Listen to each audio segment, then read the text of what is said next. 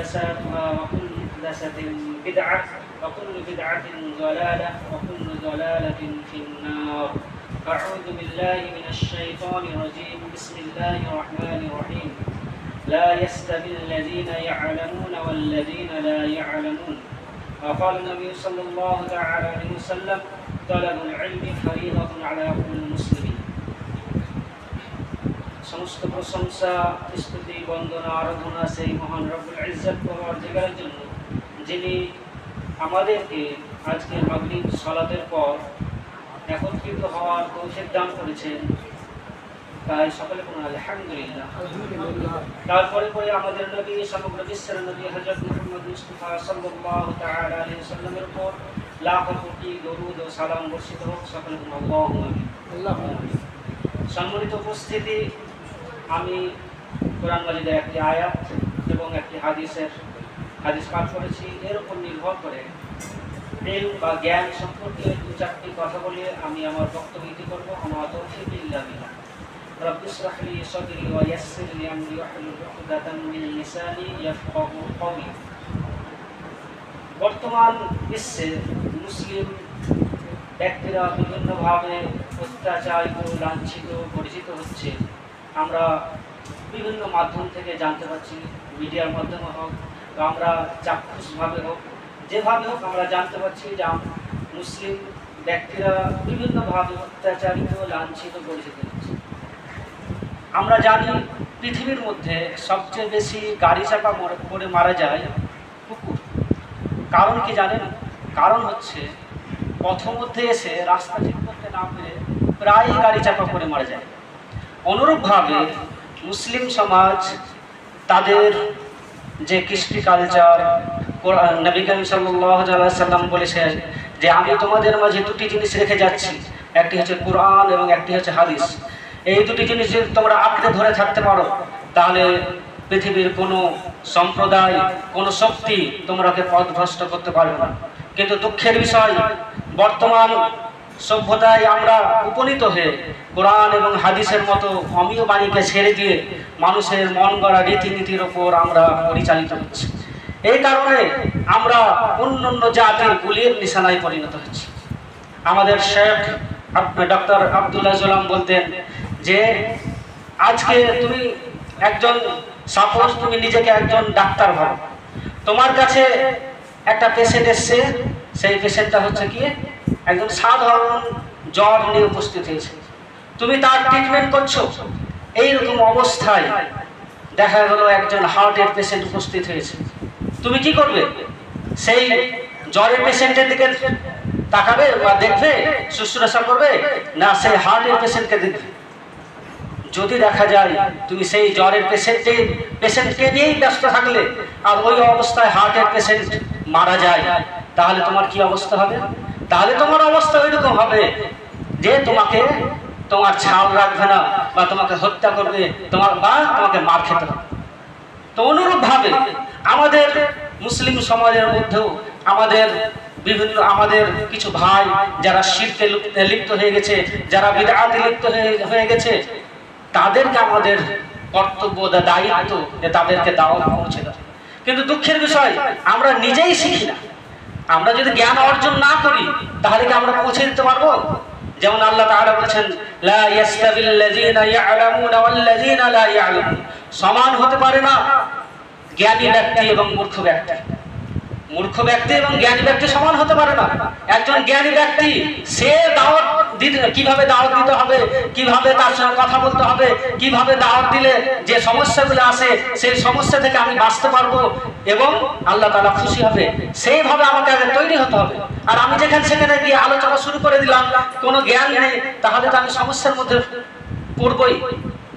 আমাদের শেখ আব্দুল কাদির সাহেব বলতেন, ইলমুন বিলা আমালু, ইলমুন বিলা আমালু, মানে জ্ঞান আছে কিন্তু তুমি আমল করো না, তাহলে কি হবে? জালালাতুন। তাহলে ওয়াবালু, তাহলে তোমাকে কি হবে? তোমার জ্ঞান আছে, তুমি জ্ঞান অর্জন করলে, কিন্তু সেই মতো তুমি আমল করলে না, তাহলে তার কারণে তোমাকে জাহান্নামে যেতে হতে পারে। আরেকটা কথা বলতেন, আমালুন বিলা ইলমুন, আমল তো তুমি করছো কিন্তু তোমার জ্ঞান নাই। তুমি নামাজ পড়ছো, রোজা রাখছো, সব করছো, কিন্তু সেই রকম ভাবে যেমন ভাবে তোমার জ্ঞান অর্জন করা উচিত ছিল সেইভাবে তুমি জ্ঞান অর্জন করছো না, তাহলে কি হবে? তুমি পথভ্রষ্ট হয়ে যাবে। যেমন আমাদের শেখ একটা খুব সুন্দর উদাহরণ দিতেন যে একটা ব্যক্তি সে প্রতিদিন নামাজ পড়তো এবং বেশ কিছু যখন তখন সে নফল রোজাগুলো করত। তো সেই সুযোগে কিন্তু তার জ্ঞান অত ছিল না, সেই সুযোগে শয়তান তার কাছে গেছে। শয়তান আলু খাল্লা পরে মাথায় টুপি দিয়ে তার কাছে যাওয়ার পর বলছে, ভাই আল্লাহ তাআলা আমাকে পাঠিয়েছে, আল্লাহ তাআলা আমাকে পাঠিয়েছে। বলছে কি ব্যাপার বলেন? বলে আল্লাহ তাআলা আপনার ইবাদত বন্দেগীতে এত খুশি হয়েছে যে আপনাকে আল্লাহ তাআলা মেরাজে ডেকেছে। কিন্তু তার জ্ঞান ছিল না যে মেরাজ কেবলমাত্র নবী করিম সাল্লাল্লাহু আলাইহি ওয়াসাল্লামের জন্য খাস, তার জ্ঞান ছিল না। এই কারণে সে বলে তাই নাকি, তাহলে কি করতে হবে? বলছে আগামীকাল আপনাকে নিয়ে যাওয়া হবে, আগামীকাল আপনাকে নিয়ে যাওয়া হবে। তো ঠিক আছে, আপনি আসেন। তারপর তার পরের দিন অর্থাৎ ফজরের আগে আগে সেই ব্যক্তিটি আবার অর্থাৎ শয়তান তার কাছে উপস্থিত হয়ে গেল। বলছে আপনার চোখটা বাঁধতে হবে। বলছে কেন আমার চোখ বাঁধবেন? কারণ হচ্ছে পৃথিবীতে বিভিন্ন রকম অনাচার হচ্ছে, ব্যভিচার হচ্ছে, আপনি ওগুলো দেখে সহ্য করতে পারবেন না, সেই জন্য আপনার চোখটা বেঁধে দেওয়া হবে। ঠিক আছে, আর কিসে নিয়ে যাওয়া হবে? বলছে বুররাকে নিয়ে যাওয়া হবে।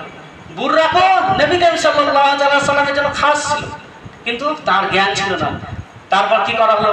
একটা গাধার পিঠে তাকে উল্টা করে বসিয়ে দেওয়া হলো, বসিয়ে দেওয়া বাজারে ছেড়ে দেওয়া হয়েছে। ছেড়ে দেওয়ার পর সকাল হয়ে গেছে, বাজারের মধ্যে মানুষ একদম গিরগির করছে, কি ব্যাপার? সেই আবিদ ব্যক্তিরা কি ব্যাপার, সে গাধার উপর উল্টা করে বসে আছে কেন? তারপর তার কাছে গিয়ে বলছে, ভাই তুমি গাধার উপর বসে আছে কি করছো? বলছে আমি কথা বললে না, আমি মেরাজে যাচ্ছি। তারপর বলছে না, তুমি মেরাজে যাচ্ছ না, তুমি তো গাধার উপর উল্টা হয়ে বসে আছো। তারপর তার চোখ যখন খুলে দেওয়া হলো তখন দেখছে যে সত্যি সত্যি গাধার উপর উল্টা হয়ে বসে আছে। এর কারণটা কি? এর কারণ হচ্ছে জ্ঞান নেই। জ্ঞান যদি না থাকে, আপনি যদি জ্ঞান অর্জন না করেন, তাহলে আপনাকে পথভ্রষ্টা নিয়ে আসবে, আপনি পথভ্রষ্ট হয়ে যাবেন। কিন্তু জ্ঞান অর্জন যদি করেন, ইনশাআল্লাহ আপনি সফলতার দ্বার প্রান্তে পৌঁছে যাবেন। সফলতার মেন কেন্দ্র, মেন মানে খুঁটি হচ্ছে জ্ঞান। আপনি যদি জ্ঞান অর্জন না করেন, এখানেও অসফল থাকবেন, আখিরাতে গিয়ে অসফল থাকবেন। সেজন্য জ্ঞান অর্জন করতে হবে। আমরা জানি পাশ্চাত্যে একটা বই লিখিত হয়েছে, সেই বইটার নাম হচ্ছে হিউম্যান আর নট ফ্রম আর্থ। মানে হচ্ছে মানে মানুষরা এই পৃথিবীর মানে বাসিন্দা নয়। তাহলে বাসিন্দা কোথাকার? আশ্চর্য বিষয় যে আমরা এই পৃথিবীর বাসিন্দা নই, আমাদের আসল বাসস্থান হচ্ছে জান্নাত। আদম আলাইহিস সালামকে সৃষ্টি করার পর কোথায় রাখা হয়েছিল? জান্নাতে রাখা হয়েছিল। তাহলে আমাদের আদি বাসস্থান হচ্ছে জান্নাত, সেখান থেকে বিতাড়িত হয়ে আমরা এখানে এসেছি। সেই জন্য দেখবেন আপনি পৃথিবীতে যতই মানে ভালো ইনকাম করেন, আপনি এসি ঘরের মধ্যে থাকেন, যতই ভালো খাবার খান, তবুও মনে হবে যে শান্তি পাচ্ছেন না। এর কারণ একটি, আপনার আসল বাসস্থান যতক্ষণ পর্যন্ত না যেতে পারবেন ততক্ষণ পর্যন্ত আপনাকে ভালো লাগবে না, আপনাকে শান্তি লাগবে না। দেখবেন আপনি কুকুর দেখেন, ছাগল দেখেন, হ্যাঁ অন্যান্য পশু দেখেন, তারা ঘন্টার পর ঘন্টা রোদের মধ্যে যদি থাকে কোনো ক্ষতি হয় না। কিন্তু আপনি যদি 2-1 ঘন্টা যদি আপনি রোদের মধ্যে থাকেন, আপনার জ্বর হয়ে যায়, আপনাকে ঠান্ডা লেগে যায়, বিভিন্ন রকম অসুখে ধরে যায়। কারণ একটি, কারণ আমরা এই পৃথিবীর বাসিন্দা, আসল বাসিন্দা নই। আমরা হচ্ছে আসল বাসিন্দা জান্নাতের। সেজন্য এই জান্নাত যাওয়ার জন্য যত রকম দরকার সবগুলো আমাকে এখন থেকে তৈরি করতে হবে। এই দুনিয়াকে বলা হয় আদ-দারুল ইমতিহান, পরীক্ষা ঘর। এটা হচ্ছে আমাদের পরীক্ষা ঘর। এখানে আপনি যদি পরীক্ষা ভালো দেন তাহলে আপনি জান্নাতে যাবেন, আর যদি আপনি পরীক্ষায় অকৃতকার্য থাকেন তাহলে জাহান্নামে যেতে হবে, সেজন্য এখানেই আমাকে তৈরি করে আমাকে তৈরি হয়ে যেতে হবে যে আমরা কিভাবে জান্নাতে যাব। সেজন্য আল্লাহ তাআলা আমাকে কোরআন এবং হাদিসের মতো অমীয় বাণী দিয়েছে।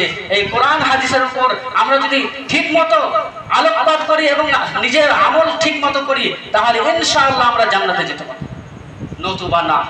আমরা যদি ঠিক মতো আমাদের জীবনে কোরআন এবং হাদিসের আলোকে জীবন যাপন চালাই, তাহলে ইনশাআল্লাহ আমরা সিরাতুল মুস্তাকিমের উপর অটল থাকব এবং ইনশাআল্লাহ জান্নাতে যাব। এর জন্য আমরা যে ইবাদত ধর্মী যে কাজগুলো করি, আপনি নামাজ পড়েন, রোজা রাখেন, হজ করেন, যাকাত দেন, যাই করেন, তার মূল যে ইবাদত কবুল হওয়ার মূল তিনটা জিনিস। প্রথম হচ্ছে আল্লাহকে রাজি খুশি করার জন্য। আজকে আমরা এখানে উপস্থিত হয়েছি, আমাদের মনের মধ্যে যদি স্থান পায় যে লোকে ভালো বলবে, লোকেরা বাহুবা দিবে, এই উদ্দেশ্য যদি হয়ে থাকে, তাহলে সেটা আল্লাহর কাছে কবুল হবে। প্রথম কবুল হওয়ার শর্ত হচ্ছে, ইবাদত কবুল হওয়ার শর্ত হচ্ছে আল্লাহ তাআলাকে রাজি খুশি করার জন্য।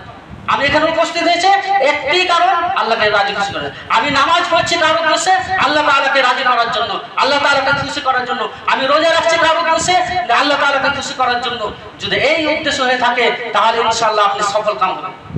আর 2 নম্বর হচ্ছে যে নবী করিম সাল্লাল্লাহু তাআলা সাল্লাম মত ও পথ অনুযায়ী হতে হবে। আপনি নামাজ পড়ছেন, রোজা রাখছেন, কিন্তু যদি সেটা নবী করিম সাল্লাল্লাহু তাআলা সাল্লাম মত পথ অনুযায়ী না হয়, তাহলে সেটা গ্রহণযোগ্য হবে না। যেমন নবী করিম সাল্লাল্লাহু তাআলা সাল্লাম বলছেন, সল্লু কামা রাআইতুমুনি উসাল্লি, যেমন ভাবে আমাকে সালাত আদায় করতে দেখেছো তেমন ভাবে সালাত আদায় করো। আপনি যদি নবী করিম সাল্লাল্লাহু আলাইহি সাল্লামের মত পথ অনুযায়ী আপনি না চলেন, তাহলে সেটা গ্রহণযোগ্য হবে না। আর 3 নম্বর খুব গুরুত্বপূর্ণ, সেটা হচ্ছে হালাল উপার্জন। আপনি তো নবী করিম সাল্লাল্লাহু আলাইহি ওয়াসাল্লাম মত পথ অনুযায়ী চলছেন, আল্লাহ তাআলাকে রাজি খুশি করার জন্য নামাজ পড়ছেন, কিন্তু দেখা গেল আপনার পেটের মধ্যে যে খাবারটা ঢুকছে সেটা হারাম ঢুকছে, তাহলে সেই ইবাদত কবুল হবে না। সেই দিকে আমরা অবশ্যই নজর দেব ইনশাআল্লাহ। আমি দীর্ঘায়িত করছি না। আল্লাহ তাআলার কাছে দোয়া করি, হে আল্লাহ, আমরা যে ভাইগুলো উপস্থিত হয়েছি তারা যেন দিনের উপর অটল থাকতে পারি, এবং আমাদের শেখ আজকে গুরুত্বপূর্ণ আলোচনা করবেন ইনশাআল্লাহ। আখিরু দাওয়ানা আলহামদুলিল্লাহি রাব্বিল আলামিন। আল্লাহুম্মা সাল্লি আলা মুহাম্মাদ ওয়া আলা আলি মুহাম্মাদ কামা সাল্লাইতা আলা ইব্রাহিম ওয়া আলা আলি ইব্রাহিম ইন্নাকা হামিদুম মাজিদ। আসসালামু আলাইকুম ওয়া রাহমাতুল্লাহ।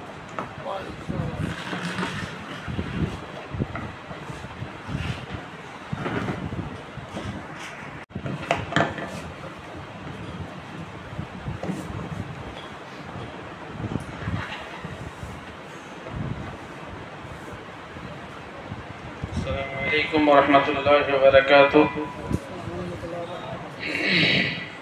إن الحمد لله نحمده ونستعينه ونعوذ بالله من شرور أنفسنا ومن سيئات أعمالنا. من يهد الله فلا مضل له ومن يضلل فلا هادي له. وأشهد أن لا إله إلا الله وحده لا شريك له. وأشهد أن محمدًا عبده ورسوله. أما بعد، أعوذ بالله من الشيطان الرجيم. بسم الله الرحمن الرحيم. يا أيها الذين آمنوا لا تقدموا بين يدي الله ورسوله واتقوا الله إن الله سميع عليم. يا أيها الذين آمنوا لا ترفعوا أصواتكم فوق صوت النبي ولا تجهروا له بالقول كجهر بعضكم لبعض أن تحبط أعمالكم وأنتم لا تشعرون. إن الذين يغضون أصواتهم عند رسول الله أولئك الذين امتحن الله قلوبهم للتقوى لهم مغفرة وأجر عظيم. إن الذين ينادونك من وراء الحجرات أكثرهم لا يعقلون. ولو أنهم صبروا حتى تخرج إليهم لكان خيرا لهم والله غفور رحيم. يا أيها الذين آمنوا إن جاءكم فاسق بنبأ فتبينوا أن تصيبوا قوما بجهالة فتصبحوا على ما فعلتم نادمين. واعلموا أن فيكم رسول الله لو يطيعكم في كثير من الأمر لعنتم ولكن الله حبب إليكم الإيمان وزينه في قلوبكم وكره إليكم الكفر والفسوق والعصيان أولئك هم الراشدون فضلا من الله ونعمة والله عليم حكيم. الله تعالى অসংখ্য শুকরিয়া একমাত্র তার জন্যই প্রশংসা যে তিনি আমাদেরকে প্রথমে মানুষ করেছেন।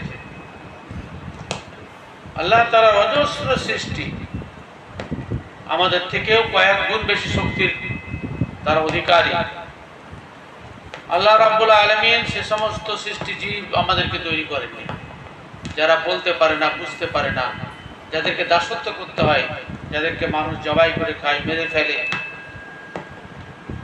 যাদের জন্য নবী অবতীর্ণ হয়নি, নবী আল্লাহ তাআলা পাঠাননি। আমাদেরকে মানুষ করেছেন। ওয়ালাকাদ কাররামনা বানি আদম, আদম সন্তান হিসেবে আমাদেরকে জন্ম দিয়ে আল্লাহ তাআলা আমাদেরকে সম্মানিত করেছেন। সেজন্য প্রথমে আল্লাহ রাব্বুল আলামিনের শুকরিয়া আদায় করি। মানুষের মধ্যে আমরা যারা এখানে উপস্থিত হয়েছি, আমাদেরকে আল্লাহ রাব্বুল আলামিন পুরুষ করেছেন। নারীদের মতন পরাধীন জীব আমাদেরকে করেন। একজন মেয়ে বাপের বাড়িতে কত আদরের সাথে লালিত পালিত হয়ে তাকে অন্যের বাড়িতে যেতে হয়, অন্যের দাসত্ব করতে হয়, কত কষ্ট হয়।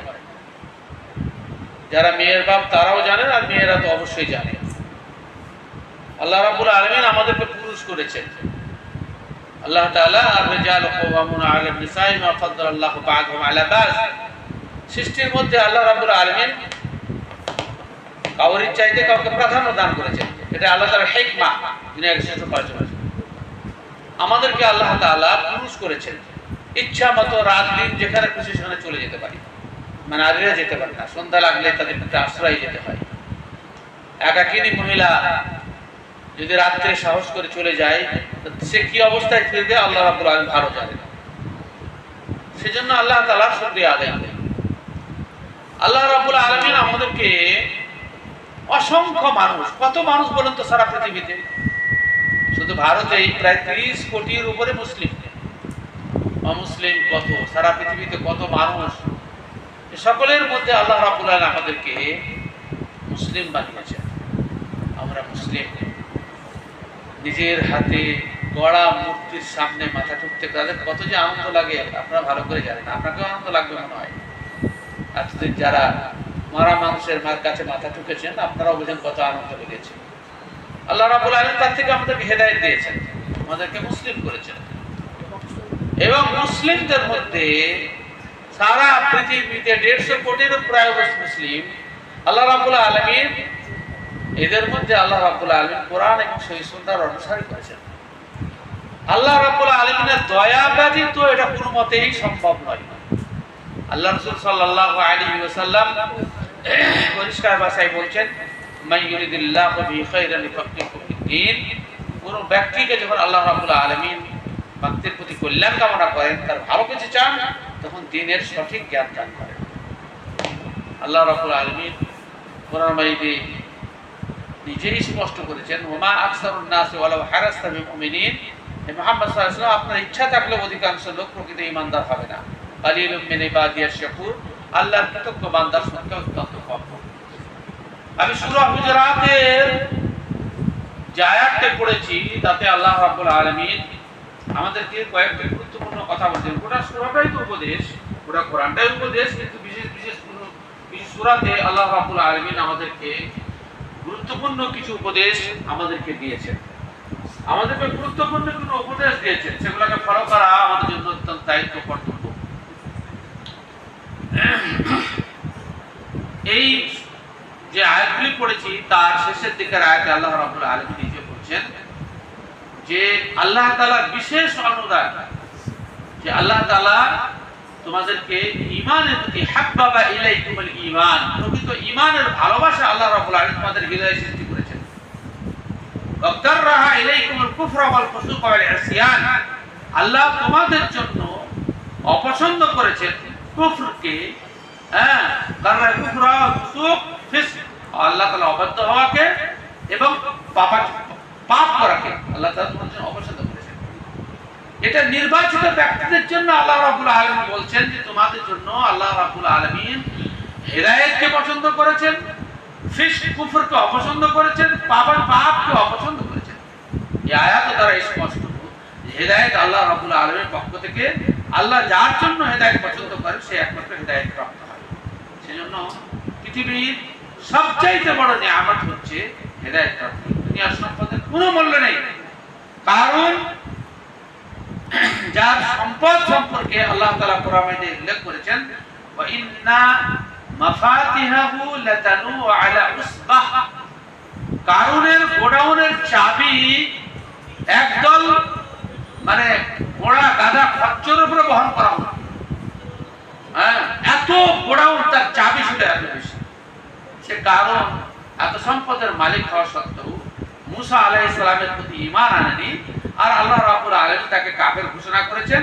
এবং ওয়াইন্নাহু ইয়াতাজালজালু ইলা ইয়াউমিল কিয়ামা, সে ফাসফা বিল আরদ, মাটিতে তাকে ধসিয়ে দেওয়া হয়েছে এবং সে কিয়ামত পর্যন্ত মাটিতে ধসতেই আছে। হ্যাঁ, সম্পদ মানুষের কোনো লাভের নয় যে সে সম্পদ যদি শরীয়ত মোতাবেক ব্যবহৃত না হয়। আপনি জানেন কিয়ামতের দিন পাপীরা জাহান্নামে গিয়ে আফসোস যেটা করবে, সেটা বলবে মা আমনা আন্নি মালিয়া হালাকা আন্নি সুলতানিয়া, মাল আমার কোনো কাজে আসলো না, আর পৃথিবীতে যে আমার ক্ষমতা ছিল, আমি নেতা ছিলাম, মন্ত্রী ছিলাম, এটাও আমার কোনো কাজে আসেনি। সুতরাং হেদায়েত প্রাপ্তি আল্লাহ রাব্বুল আলামিনের সবচাইতে বড় নিয়ামত। সেজন্য আমরা সকলে বলি আলহামদুলিল্লাহ। আর এই কথাটা আলহামদুলিল্লাহর একটু ব্যাখ্যা দিয়ে দিই, মানে আমরা খুব সুবিধাবাদী লোক। আলহামদুলিল্লাহ অর্থ হচ্ছে সর্বপ্রকারের প্রশংসা আল্লাহ তাআলার জন্য, কিন্তু এটা মৌখিক, আরো দাবি আছে। সেটা হচ্ছে যে আমার চলা ফেরা, কথা বলা, খাওয়া দাওয়া সবকিছু আল্লাহ তাআলা প্রশংসা করে। লোকেরা ভালো খায় আলহামদুলিল্লাহ বলে দেয়, আর ইবাদতে পিছিয়ে পড়ে, সে ব্যক্তি আল্লাহর শুকরগুজার নয়। সে ব্যক্তি আল্লাহর শুকরগুজার নয়। আল্লাহ রাসূল সাল্লাল্লাহু আলাইহি ওয়াসাল্লামকে কি কি মর্যাদা দিয়েছেন, আমাদের থেকে বেশি কি মর্যাদা পেয়েছেন? তিনি পুরুষ ছিলেন, তিনি হেদায়েত পেয়েছেন, তারপরে তেনাকে আল্লাহ তাআলা নবী করেছেন। আর একটা কি করেছেন? আগেকার পিছেকার সব গুনাহ তার মাফ করে দিয়েছেন, যা আমাদের নয়। তিনি সেরা মানব, সর্বশ্রেষ্ঠ নবী, অনেক ফজিলত। আমাদের কোন মানুষ তার কাছে পৌঁছাবার কারোর ক্ষমতা নাই, না কোন সাহাবীর পৌঁছাবার ক্ষমতা আছে, না পরেকার মৌলভী মাওলানাদের কোনো ক্ষমতা আছে। হ্যাঁ, কারোর কোনো ক্ষমতা নাই। এই নবী আলাইহিস সালাতু ওয়াত তাসলিম রাত্রে তাহাজ্জুদ পড়তেন, তো সূরা বাকারা 2.5 পারা এক রাকাতে পড়তেন, অপর রাকাতে সূরা আলে ইমরান প্রায় 2 পারার কাছাকাছি টোটালটা পড়তেন। আমরা ট্রেনে বাসে দীর্ঘক্ষণ থাকি, ঘন্টা 5 ঘন্টা 6 ঘন্টা, তো পায়ে রস ধরে যায়, চলে যায়। এটা মানুষের প্রবৃত্তি, আল্লাহ যাকে যেভাবে দিয়েছে সেভাবে তার উল্টোটা বলে তখন সেখানে তার প্রতিক্রিয়া সৃষ্টি হয়ে যায়। আল্লাহ রাসূল তো দাঁড়াতেন, পাপ খুলে দিতেন। সাহাবায়ে কেরাম বিনয়ের সাথে বলছেন যে আপনার এত পরিশ্রম করার অর্থটা কি? এত পরিশ্রম করার অর্থটা কি? আপনাকে আগেকার বিচার গুনাহ আল্লাহ তাআলা মাফ করে দেননি? কেন? অবশ্যই কোরআনে আল্লাহ ঘোষণা করেছেন। তো আপনি এত কেন কষ্ট করে ইবাদত করছেন? হাত পা ফুলে যাচ্ছে, কষ্ট হচ্ছে আপনার। আল্লাহ রাসূল বলছেন তোমাদের কথা অনুযায়ী আল্লাহ এত এত আমাদেরকে নিয়ামত দিয়েছে, আমাকে এত এত এত পুরস্কারে ভূষিত করেছেন। আফালা আকুনা আবদান শাকুরা, আমি কি আল্লাহ তাআলার কৃতজ্ঞ বান্দা হব না? আল্লাহ যেহেতু আমাকে বেশি নিয়ামত দিয়েছেন, সেজন্য বেশি আমাকে ইবাদত করতে হবে। কারণ আল্লাহ তাআলা কোরআনে নিজে বলছেন ওয়া আম্মা বিনিআমাতি রাব্বিকা ফাহাদ্দিস, আল্লাহ তাআলা নিয়ামত দিলে তার শুকরিয়া আদায় করো। যাকে যেমন আল্লাহ তাআলা নিয়ামত দিয়েছে তাকে তত বেশি ইবাদত করতে হবে। কেউ যদি রূপে সুন্দর হয় তার ইবাদত বেশি হতে হবে অসুন্দরের তুলনায়। কেউ যদি টাকা পয়সাওয়ালা বেশি হয় তো গরিবের থেকে তাকে বেশি ইবাদত করতে হবে। কারো যদি শরীরে শক্তি বেশি হয় দুর্বলের থেকে তাকে বেশি ইবাদত করতে হবে। আল্লাহ তাআলা নিয়ামত দিয়েছেন, এটা কোনো মানুষ ইচ্ছাকৃত অর্জন করতে পারে না। আল্লাহ রাব্বুল আলামিন এগুলো সব তার কাউকে দান করেন। কোনো যদি মানুষ মনে করে যে আমি নিজের পরিশ্রমে নিজের মেধাতে এগুলো অর্জন করেছি, সে তখনই ধ্বংস হয়ে যাবে। আল্লাহ রাব্বুল আলামিন যত কিছু নিয়ামত আমাদের কাছে আছে সব আল্লাহর দান। এক গরিব মানুষ ওমর রাদিয়াল্লাহু তাআলার কাছে কি অভিযোগ করছেন যে আপনি শুধু ইবাদত করতে বলছেন, উপাসনা করতে বলছেন, আমি গরিব মানুষ কি করব? কিসের বিনিময়ে ইবাদত করব? কিসের বিনিময়ে ইবাদত করব? বলে ঠিক আছে, তোমার চোখ দুটো দিয়ে দাও, তোমার কত টাকা দরকার হবে, সম্পদ আমি দিয়েছি, বলো তোমার চোখ দুটো দিয়ে দাও, যত সম্পদের দরকার তোমাকে দিয়েছি। তাহলে আমি কি করে চলাফেরা করবো? বলে শুধু চোখ দুটো, চোখের বিনিময়ে গোটা পৃথিবী বিক্রি হয়ে যাবে, আর তুমি আল্লাহ তোমাকে নিয়ামত দিতে ভাবছো শুধু একটা চোখের সুবিধা আদায় করে? নাক যখন বন্ধ হয়ে যায় সর্দি লেগে কেমন জানটা আনচান করে বলুন। আল্লাহ তাআলা যে সমস্ত নিয়ামতগুলো দিয়েছে শুকরিয়া আদায় করা কতটা জরুরি। একটা মানুষ বুদ্ধিতে কম, আপনাকে আল্লাহ তাআলা বুদ্ধি বানিয়েছেন, আপনার কিছু অনুভূতি লোক বানিয়েছেন, আপনি স্টেজে উঠে কিছু লোকের সামনে বক্তব্য রাখছেন, হ্যাঁ আপনারা শুনছেন, আর একটা লোক রাস্তার ধারে গপ করছে, ওকে কেউ তুচ্ছ তাচ্ছিল্য করছে। আল্লাহ যে আপনাকে সম্মানিত করেছেন আপনার শুকরিয়া আদায় করতে হবে না? আপনাকে যদি পথের ভিখারি করে দিত, হ্যাঁ আল্লাহ তাআলা কোরআনে যে তাই সেজন্যই বলেছেন ইয়া আইয়ুহাল্লাযীনা আমানু লা ইয়াসখার কওমুম মিন কওমিন আসা আন ইয়াকুনু খায়রান মিনহুম ওয়া লা নিসাউম মিন নিসাইন আসা আন ইয়াকুননা খায়রান মিনহুন। আল্লাহ তাআলা কেউ কেউ ঠাট্টা করে না, এই তোমার থেকে উত্তম হতে পারে, নারীও নয় পুরুষ। আল্লাহ তাআলা আমাদেরকে যে নিয়ামত দিয়েছেন তার জন্য আমরা সকলে মিলে আলহামদুলিল্লাহ। আমরা সর্বশ্রেষ্ঠ নবী পেয়েছি, সর্বশ্রেষ্ঠ নবী পেয়েছি আলহামদুলিল্লাহ। যে নবীর শরীয়ত বিকৃত হয়নি, আল্লাহ তাআলা হেফাজতের দায়িত্ব নিয়েছেন। 1,44,000 40,000 কিংবা 44,000 আম্বিয়া কেরাম এসেছেন, সকলের শরীয়ত বিকৃত হয়েছে। নবীনা মুহাম্মদ সাল্লাল্লাহু আলাইহি ওয়াসাল্লাম সম্পর্কে আল্লাহ তাআলা ঘোষণা ইন্না নাহনু নাযালনা যিকরা ওয়া ইন্না লাহু লাহাফিজুন। আমি কোরআন অবতীর্ণ করে তোমাকে দিয়েছি, সুরক্ষার দায়িত্ব আমার। বিকৃত করতে পারেনি। অবিকৃত শরীয়ত কেউ যদি খুঁজতে চায় মুসার শরীয়তে পাবে না, ঈসার শরীয়তে পাবে না, পুরো নবীর শরীয়তে পাবে না, নবীনা মুহাম্মদ সাল্লাল্লাহু আলাইহি ওয়াসাল্লামের শরীয়তে পাবে। খুঁজলে পাবে। মণিমুক্তা যদি আপনি খুঁজতে চান এখানেই পাবে। অবিকৃত অবস্থায় আছে, যদিও স্থান বিশেষে ধুলোবালি পড়ে গেছে, মৌলবীদের ঝান্ডাবাজির কারণে সঠিক জিনিসটা আলো প্রকাশ পায়নি, কিংবা আমরা আমাদের সুবিধার জন্য সঠিকটা খোঁজার আমরা চেষ্টা করিনি, আমরা বিলাসিতাকে পছন্দ করেছি, আমরা ভেবেছি সহজেই জান্নাতে যাওয়া যায়, এরকম একটা পথা আমরা সহজ পন্থা আবিষ্কার করতে গিয়ে আমরা ধ্বংস হয়েছি। কিছু মানুষ সহজে জান্নাত যেতে চায়, সহজে জান্নাত। আরে যে সহজে জান্নাত যদি যাওয়া যায় তাহলে সাহাবায়ে কেরাম রিজওয়ানুল্লাহি আলাইহিম আজমাইন এত বেশি পরিশ্রম কেন করলেন? যারা অরিজিনাল ইসলাম পেয়েছেন। সহজে জান্নাত একমাত্র সেই ব্যক্তির জন্য নির্ধারিত যে ব্যক্তি ইসলাম গ্রহণ করলো আর আজরাইল এসে তার জানকে কবজ করে নিল, আমল করার সময় পেল না, এই ব্যক্তি সহজে জান্নাত। আল্লাহ তাআলা কোরআন মাজিদে পরিষ্কার ভাষায় বলছেন যে ওয়ামান যুহজিহা আনিন নার ওয়া উদখিলাল জান্নাতা ফাকাদ ফাজ। যে ব্যক্তিকে জাহান্নাম থেকে মুক্ত করা হলো এবং জান্নাতে ঢোকানো হলো সেই হলো প্রকৃত সফল। সেই ব্যক্তি কালিমা পড়লো আর 5 মিনিট পর তার মৃত্যু হয়ে গেল। আল্লাহ রাসূল সাল্লাল্লাহু আলাইহি ওয়াসাল্লাম বলেন আল ইসলাম ইয়াহদিমু মা কানা ক্বাবলা। ইসলামের পূর্বে যে ইসলাম গ্রহণের পূর্বে যত অপরাধ হয়েছে আল্লাহ রাব্বুল আলামিন ক্ষমা করে দেন। এইরকম সৌভাগ্যের অধিকারী ব্যক্তি খুব কমই আছে। কিন্তু এই ব্যক্তির মর্যাদা আর আপনার মর্যাদার মধ্যে ভিন্ন আছে, কেননা আপনি আমল করেছেন কালেমা পড়ার পরে, আপনি অনেক কিছু নেকি করেছেন, সেই সব নেকি তো ওই ব্যক্তির নাই। তার অপরাধ মার্জনা করে দিয়েছে আল্লাহ, পাঁচ ঘোষণা করেছে, কিন্তু ডিভিশন ঘোষণা করেনি, মর্যাদা ঘোষণা করেনি কোরআনে যে জান্নাতুল ফেরদাউস পাবেন, নবীর পাশে থাকবেন বা সাহাবীদের পাশে থাকবেন, এই সমস্ত কথা আল্লাহ রাব্বুল আলামিন বলেন। আর যারা ইসলাম গ্রহণের পরে কোরআনের ঘোষণা সূরা আল ইমরানে ওয়া মান ইউতিইল্লাহ ওয়া রাসূলহু ফাউলাইকা মাআল্লাযীনা আন'আমা আল্লাহু আলাইহিম মিনান নাবিয়্যিন ওয়াস-সিদ্দীকীন ওয়াশ-শুহাদা ওয়াস-সালিহিন ওয়া হাসুনা উলাইকা রাফিকা।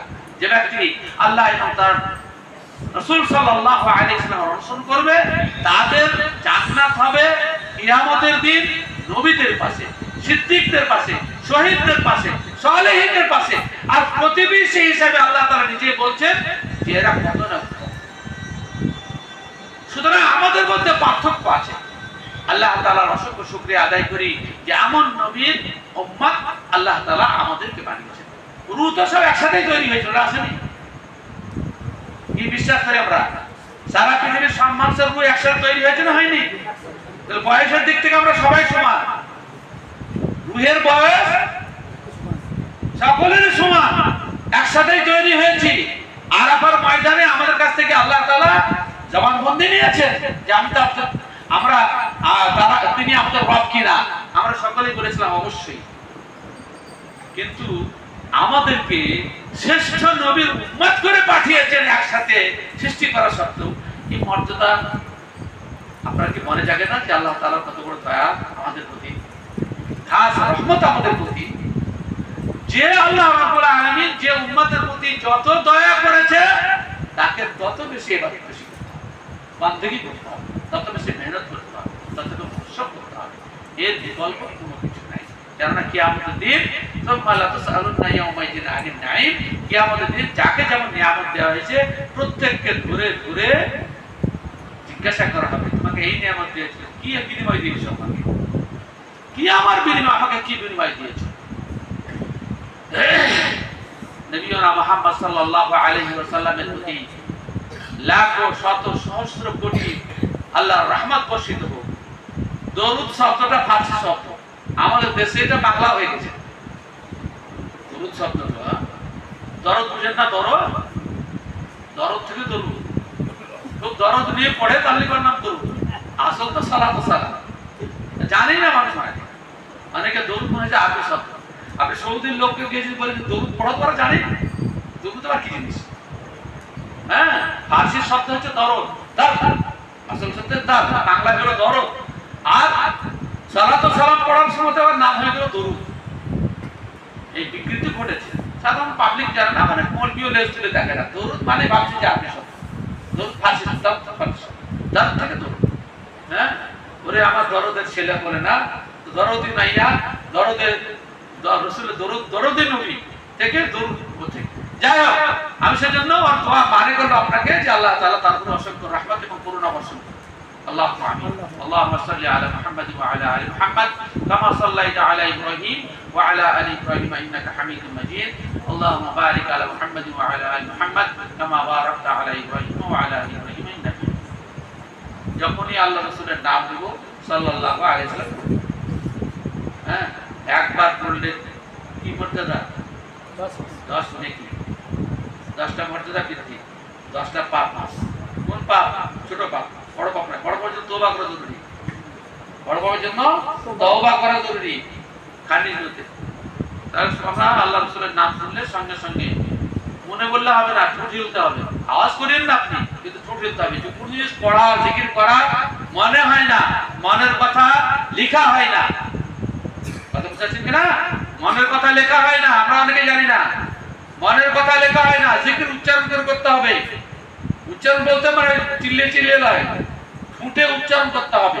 কারণ রাসূল সাল্লাল্লাহু আলাইহি ওয়াসাল্লাম বলেছেন আফাল্লাহু আন উম্মতি আম্মা ওয়াসফাসু বিহি আনফুসুকুম মা লাম তা'মাল বিহি ওয়া তাতাকাল্লাম। আমার উম্মতের মনের পরিকল্পনাকে maaf করে দিয়েছি যতক্ষণ পর্যন্ত কথাটা বলবে কিংবা কার্যে পরিণত না করবে। বাকি মনের ভিতরে আপনি ব্যভিচার করার কথা ভাবেন, চুরি করার কথা ভাবেন, টাকা দেওয়ার কথা ভাবেন, কাউকে খুন করার কথা ভাবেন, যদি সেটা কার্যকরী না করেন কিংবা অন্যের সামনে না বলেন, সব পাপ। এটা আল্লাহ উম্মতের জন্য বিশেষ অফার। হ্যাঁ, আল্লাহ তাআলা আমাদের উম্মতে মুহাম্মাদিয়া সাল্লাল্লাহু আলাইহি ওয়াসাল্লাম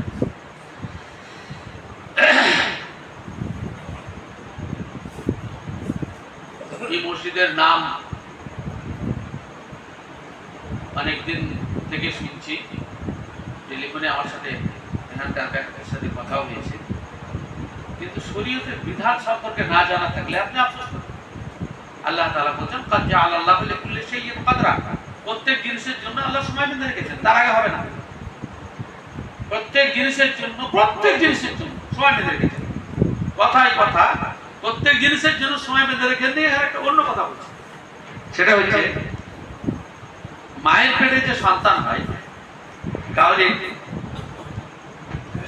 কাউরির 6 মাসও বাচ্চা হয়ে যায়,